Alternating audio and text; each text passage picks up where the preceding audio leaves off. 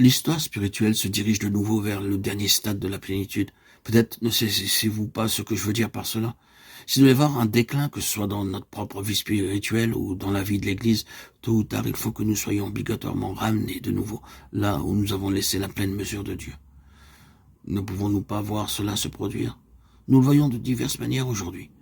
Considérez l'aspect de la littérature, il y a une demande croissante pour des œuvres anciennes. Les éditeurs font face à une grande demande pour les choses anciennes et cela répond au marché actuel. Les étagères sont encore trop souvent pleines de la substance chrétienne, bon marché et superficielle avec des reliures voyantes. Mais les gens se rendent compte que cela ne peut pas satisfaire leurs besoins. Et la demande pour quelque chose de plus profond se fait entendre. On désire certains livres que les anciennes générations ont eus. Ça se produit déjà, l'histoire tourne sur elle-même.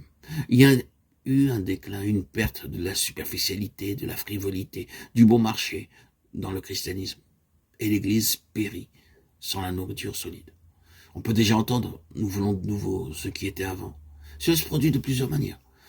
C'est une dispensation de principe. Si Dieu a vraiment donné quelque chose, cela ne sera jamais perdu. Le temps le revendiquera. Tôt ou tard, nous devrons revenir à cela.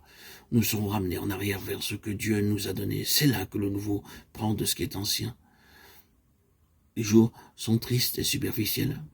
On ne peut pas se contenter de l'apparence des choses, nous ne pouvons pas nous passer de l'expérience. Si les jeunes pensent qu'ils peuvent considérer avec légèreté ceux qui sont passés par le feu, et qui ont des cheveux blanchis au service de Dieu en cherchant à connaître le Seigneur, et qu'ils peuvent les mettre de côté comme des choses sans valeur, l'avenir pour eux sera triste et désolé. Dieu les ramènera en arrière vers ce qui était avant. Ne croyons pas que les anciens serviteurs de Dieu sont de vieux numéros. Simon n'était pas vieillot quand il a porté toute la plénitude, la richesse du passé dans ses mains.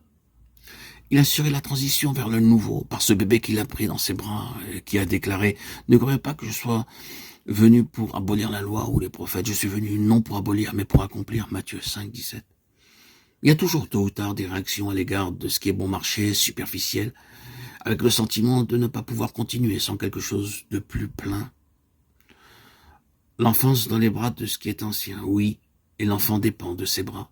Je ne pense pas aller loin en disant que quand l'enfant Christ était dans ses bras, les bras de Simon, cela signifie ainsi que pour l'accomplissement de sa vie et du ministère, Christ était aussi dépendant du passé et de tout ce Dieu avait fait auparavant.